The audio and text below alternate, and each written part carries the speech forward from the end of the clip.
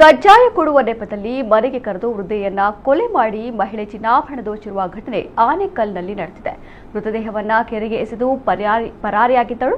ದೀಪಾವಳಿ ಹಬ್ಬಕ್ಕೆ ಮಾಡಿದ್ದ ಕಜ್ಜಾಯ ನೀಡುತ್ತೇನೆ ಬನ್ನಿ ಎಂದು ಅಜ್ಜಿಯೊಬ್ಬರನ್ನ ಕರೆದ ಅದೇ ಊರಿನ ಮಹಿಳೆ ಅಜ್ಜಿ ಬಳಿ ಇರುವ ಚಿನ್ನಕ್ಕಾಗಿ ಆಕೆಯನ್ನೇ ಕೊಂದು ಕೆರೆಗೆ ಎಸೆದಿರುವಂತಹ ಘಟನೆ ಬೆಂಗಳೂರು ಹೊರವಲಯದ ಆನೇಕಲ್ ತಾಲೂಕಿನ ಸರ್ಜಾಪುರ ಪೊಲೀಸ್ ಠಾಣಾ ವ್ಯಾಪ್ತಿಯ ಕೂಗೂರು ಬಳಿ ನಡೆದಿದೆ.